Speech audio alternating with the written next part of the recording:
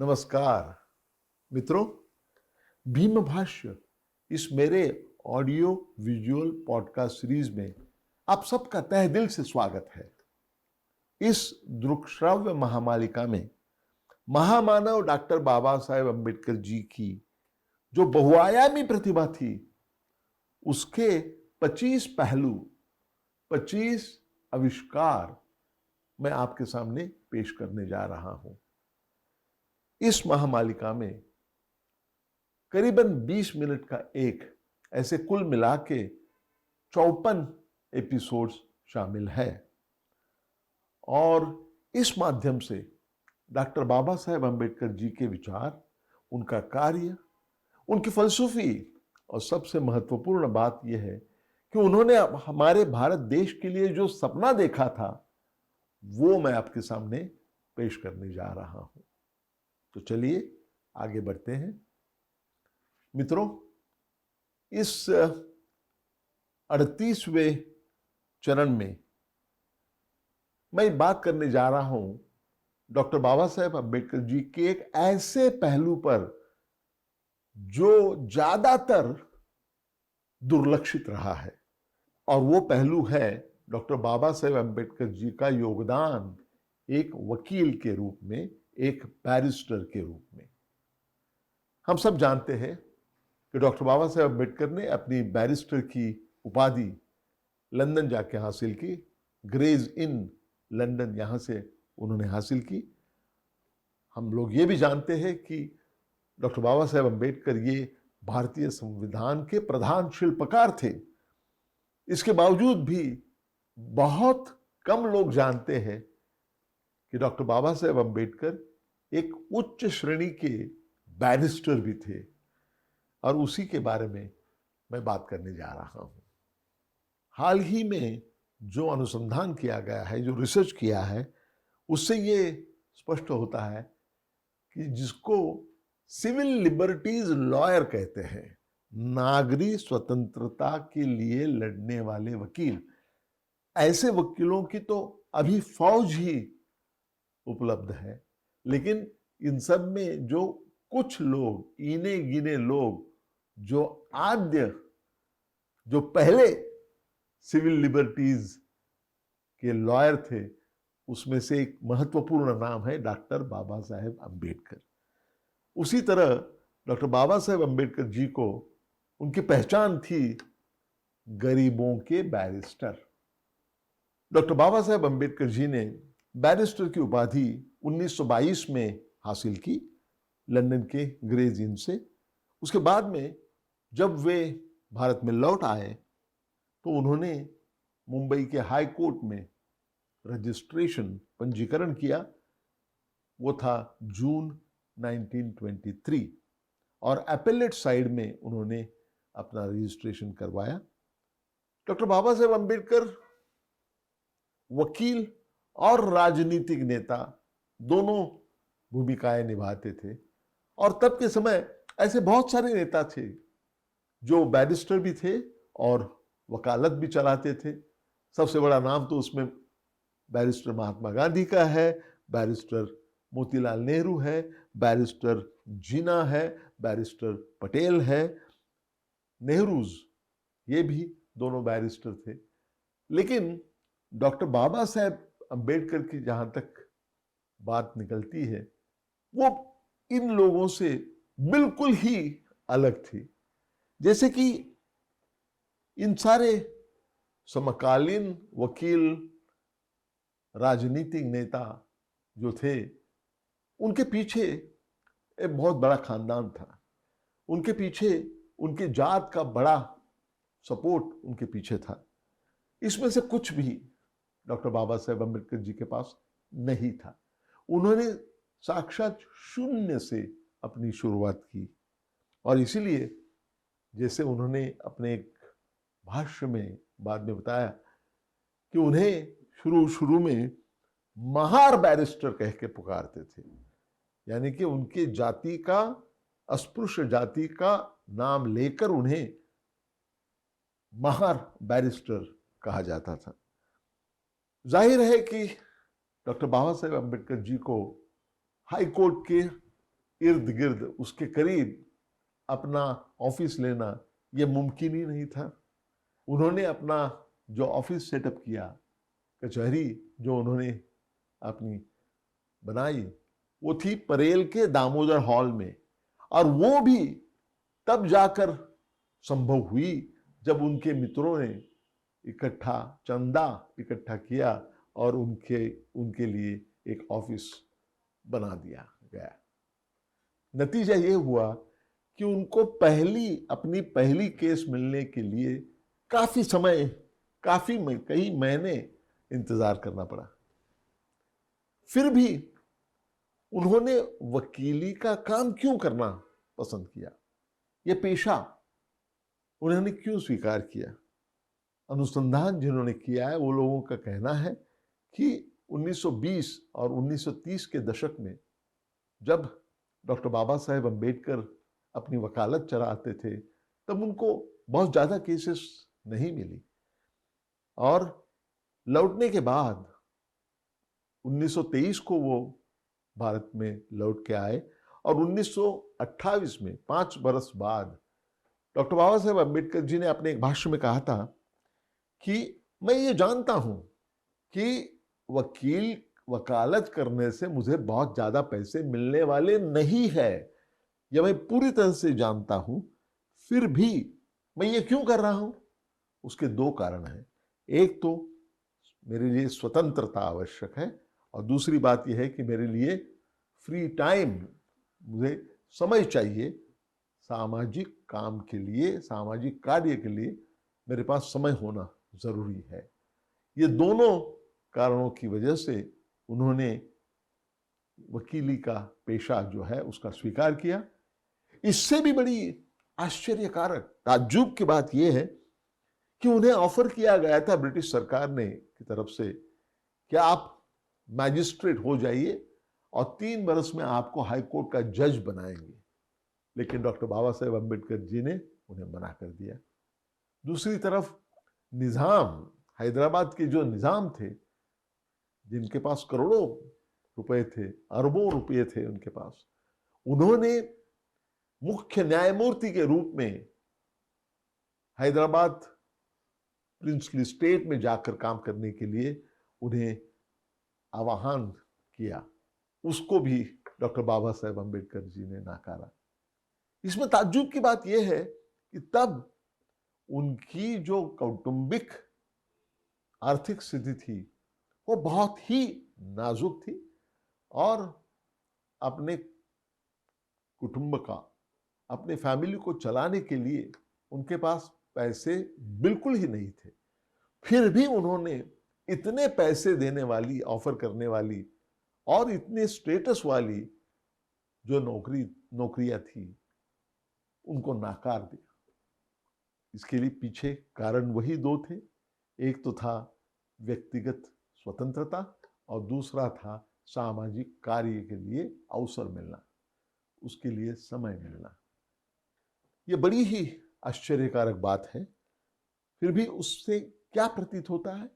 उससे ये प्रतीत होता है कि समाज की तरफ डॉक्टर बाबा साहेब अम्बेडकर जी की जो गहरी प्रतिबद्धता थी वो इसमें से पूरी तरह से सामने आ जाती है। 1926 से लेके 1928 तक डॉक्टर बाबा साहेब अम्बेडकर 2 बड़ी, जिसको हाई प्रोफाइल केसेस कहेंगे, ऐसे केसेस में उन्होंने वकालत की। पहला था कुछ गैर ब्राह्मण आंदोलन के कुछ नेताओं के पक्ष में उन्होंने संघर्ष किया। दूसरा था भारतीय कम्युनिस्ट पार्टी के जो एक ब्रिटिश संस्थापक थे, उनके पक्ष में भी डॉक्टर बाबा साहेब अम्बेडकर जी ने मुकदमा चलाया। ये दोनों केस बहुत महत्वपूर्ण है, इसलिए इसको समझना जरूरी है। पहला जो केस है वो देश के दुश्मन केस के नाम से जाना माना केस है।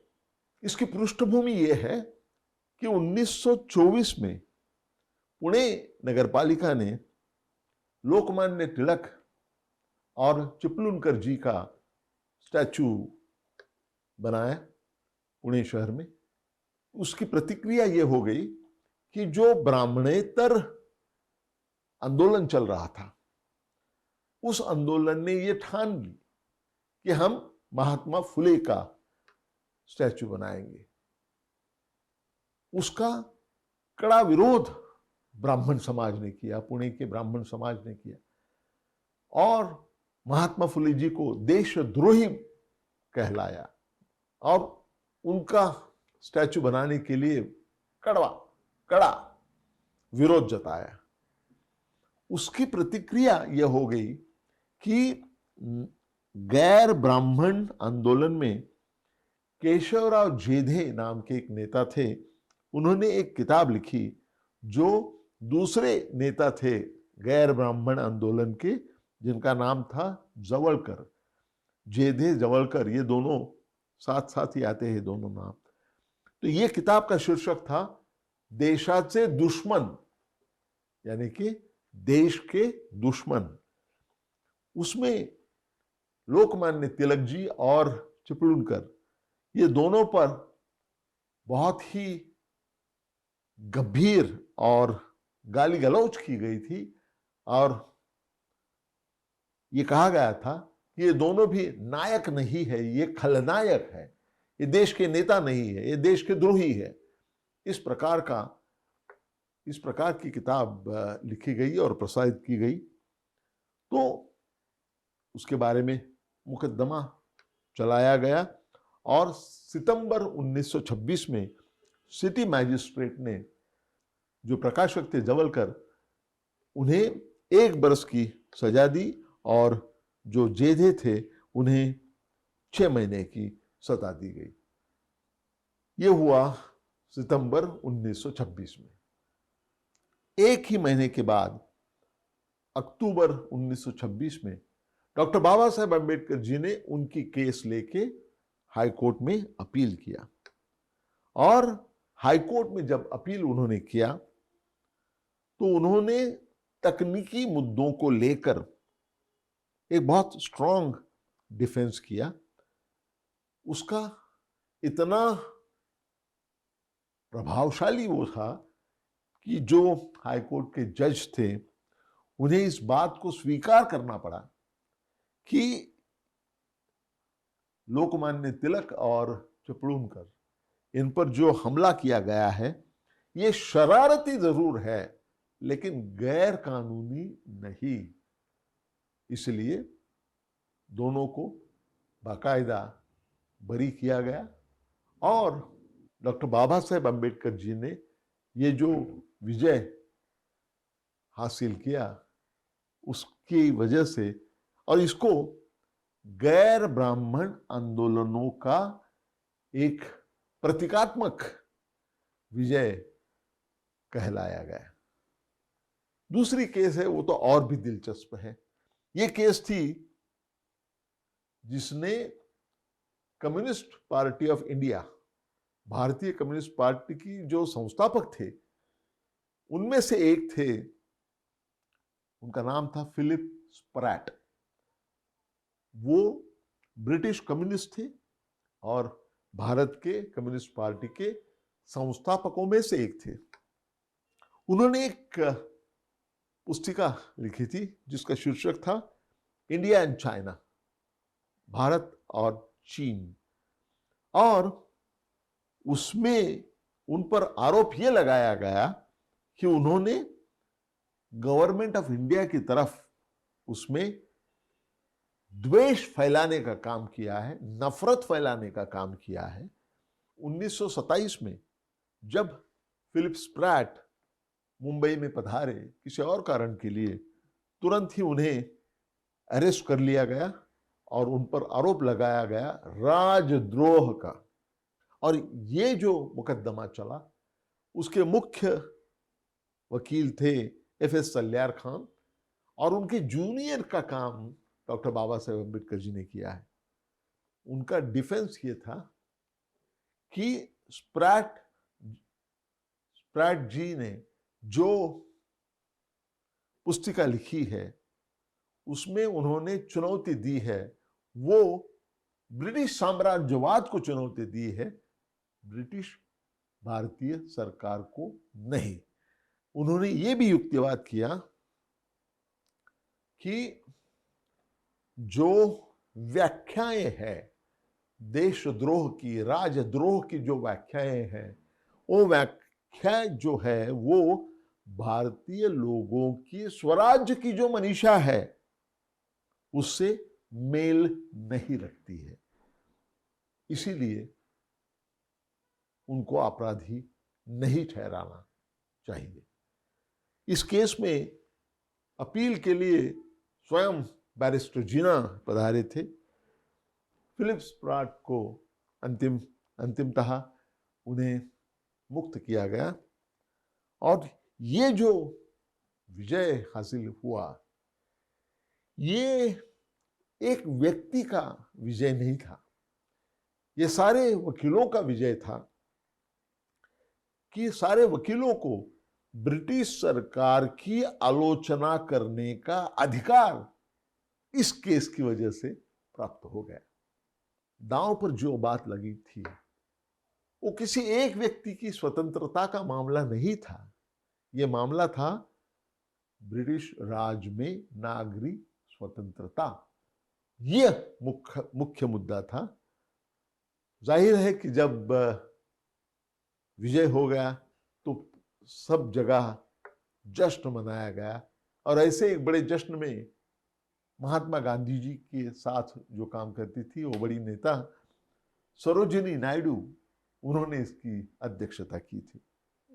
तीसरी जो केस है वो 1931 की केस है, जो कि पनवेल के नजीक चिरनेर नाम का एक जो जंगल था वहां पनवेल में स्ट्राइक किया गया, हड़ताल किया गया और जो सत्याग्रह थे जिन्होंने किया उस सत्याग्रह को दबाने की कोशिश ब्रिटिश सरकार की तरफ से हो गई और उसका नतीजा यह हो गया कि दंगा फसाद हो गया, पुलिस फायरिंग हो गई और कई लोगों की मृत्यु हो गई। इसी वजह से कई लोगों पर आरोप लगाए गए डकैती के, हत्या के या गैर कानूनी सभा के। ये जो केस थी इसमें भी डॉक्टर बाबा साहेब अम्बेडकर जी ने एक बहुत महत्वपूर्ण भूमिका निभाई, सत्याग्रही को डिफेंड करते हुए। और उनके साथ में थे के मुंशी, कन्हैयालाल मुंशी जी और बीजी खेर साहब, जो आगे चलकर मुंबई इलाके के मुख्यमंत्री हो गए। डॉक्टर अंबेडकर जी ने इस केस में जो सरकारी पक्ष के जो साक्ष्य देने के लिए जो गवाह थे, इन गवाह देने वालों की क्रॉस एग्जामिनेशन की, वो इतनी प्रभावशाली थी कि सत्याग्रहियों का विजय हो गया और इसका बहुत सारा श्रेय ये डॉक्टर बाबा साहेब अम्बेडकर जी को मिल गया।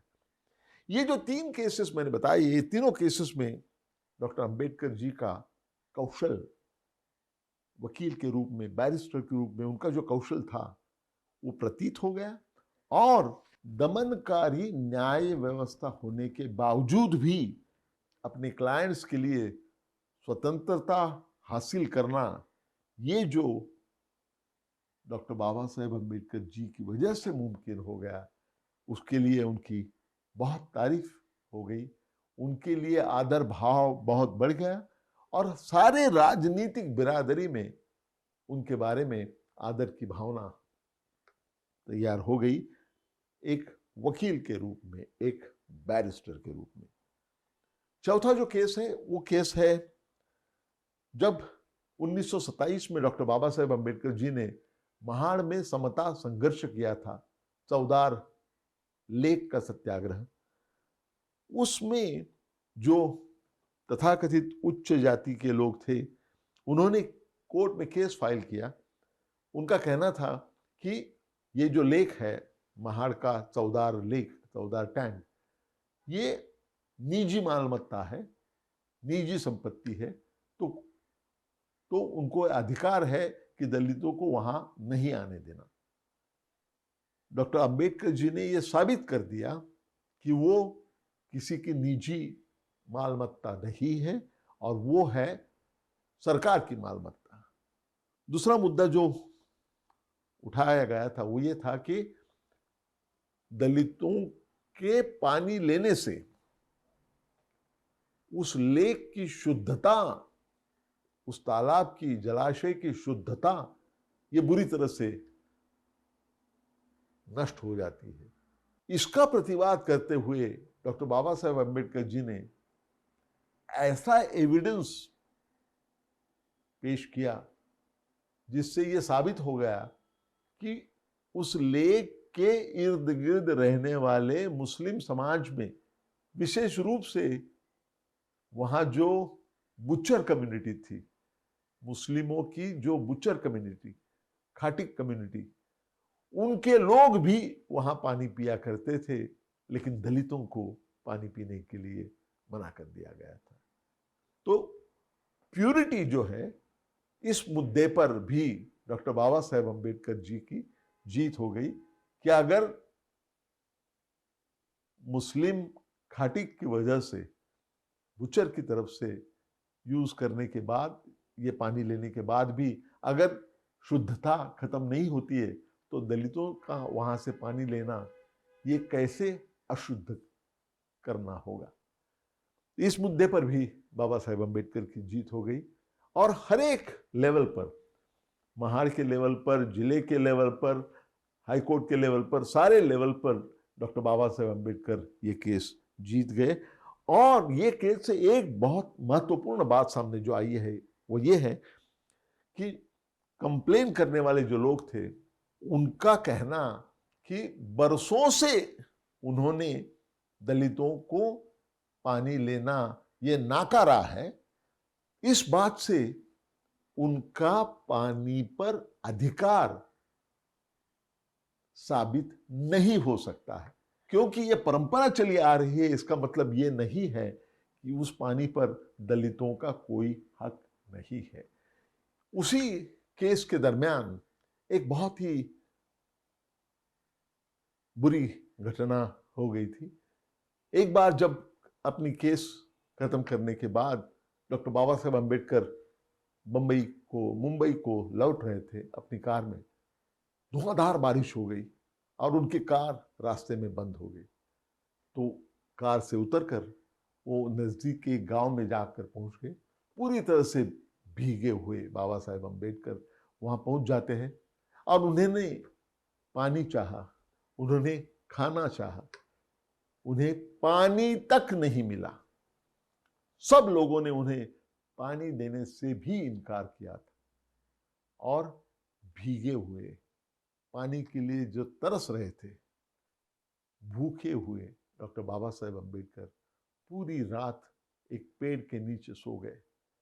इस बात का उनके ऊपर, उनके मस्तिष्क पर बहुत ही गहरा असर हो गया।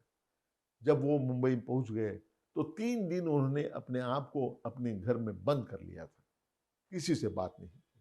इसका बुरा असर यह हो गया उनकी कि उन्हें यह पता चला कि लोगों की मानसिकता ऐसे है कि एक अस्पृश्य व्यक्ति, चाहे वो कितना भी शिक्षित हो, चाहे वो कितना भी बड़ा बैरिस्टर हो, चाहे कितना भी बड़ा नेता हो, वो आखिर में अस्पृश्य ही होता है।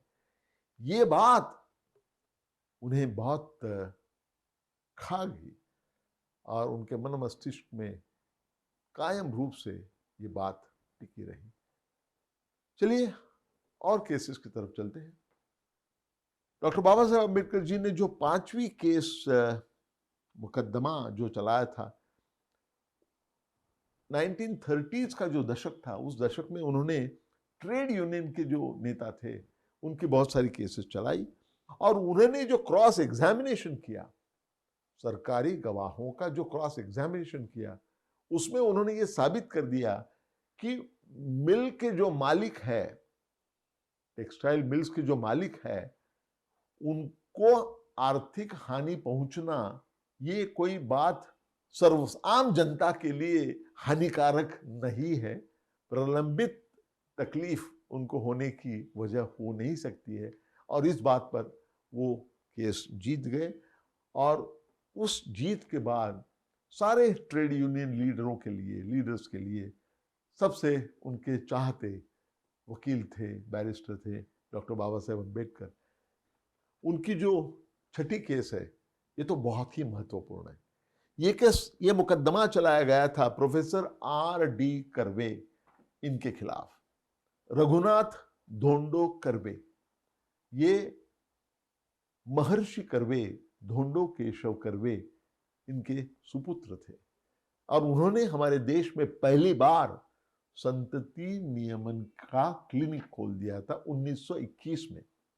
प्रोफेसर कर्वे और उनकी पत्नी समाज स्वास्थ्य नाम का एक नियतकालिक चलाते थे, और उसमें सेक्स और सेक्सुअल हाइजीन, यौन स्वच्छता, इसके बारे में बहुत कुछ लिखा जाता था। तो उनके ऊपर केस किया गया कि उनका जो नियतकालिक है वो अश्लील है, ऐसे उन पर मुकदमा किया गया। ये तो साफ है कि रघुनाथ धोंडो कर्वे ये जमाने के बहुत आगे थे।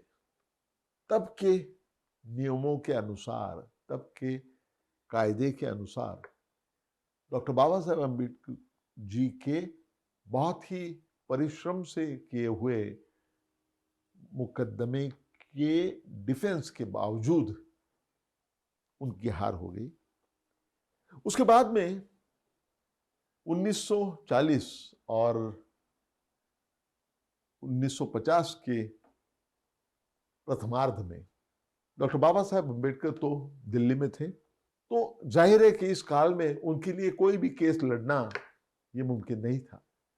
लेकिन सितंबर 1951 में जब उन्होंने हिंदू कोड बिल की वजह से जब इस्तीफा दे दिया, अपने मंत्री पद को त्याग दिया, और वे राज्यसभा के सदस्य हो गए, तब उन्होंने एक मुकदमा चलाया। ये मुकदमा भी थोड़ा आश्चर्यकारक है।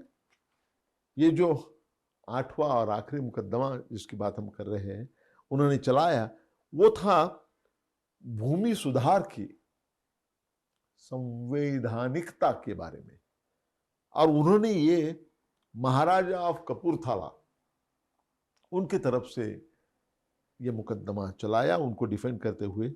लेकिन इस केस में डॉक्टर बाबा साहेब अम्बेडकर की हार हो गई।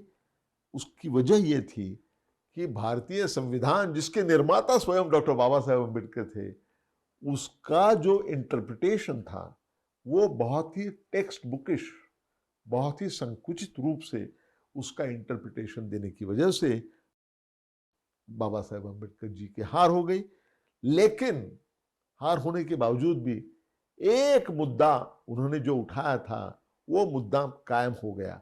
वो ये था कि संविधान की आत्मा का, संविधान को इंटरप्रेट करते वक्त, उसका अर्थ बताते वक्त केवल शब्दों की जरूरत नहीं है, उसके पीछे जाकर उसकी जो भूमिका है, संविधान की जो मूल्य भाव है, जो उसका स्पिरिट है, उसकी जो आत्मा है, उसे देखना चाहिए। ये मुद्दा बराबर सही जगह पर पहुंच गया। और उसके बाद में कई केस में, कई मुकदमों में सुप्रीम कोर्ट में इस मुद्दे को लेकर केसेस का निर्णय हो गया। बट लेकिन वो बाद में की बात है। सारांश के रूप में ये कह सकते हैं कि एक वकील के रूप में, एक बैरिस्टर के रूप में डॉक्टर बाबा साहेब अम्बेडकर जी की जो उनका जो योगदान था वो बहुत मर्यादित समय तक था, और उन्होंने बहुत ज्यादा केसेस भी नहीं लड़ी। लेकिन जो केसेस उन्होंने लड़ी है उन सारे केसेस पर संक्षिप्त कार्यकाल होने के बावजूद भी उन्होंने भारतीय न्याय व्यवस्था पर अपनी अमिट छाप उन्होंने छोड़ दी है। ये बहुत हैरानी की बात है कि हम डॉक्टर बाबा साहेब अम्बेडकर जी को भारतीय संविधान के प्रधान शिल्पकार के रूप में जानते हैं, लेकिन एक वकील के रूप में, एक बैरिस्टर के रूप में उनका योगदान जो है वो बहुत कम लोग जानते हैं। ये बहुत हैरानी की बात है। दोस्तों, मेरी बात को मैं यहीं पर विराम देता हूं, लेकिन जाने से पहले मैं आपको बताना चाहता हूं कि भीम भाष्य ये मेरी ऑडियो विजुअल पॉडकास्ट सीरीज आपको पसंद आती है तो आप इसे लाइक कीजिए, इसे शेयर कीजिए, इसे सब्सक्राइब कीजिए। फिर मिलेंगे जल्द ही। धन्यवाद। नमस्कार।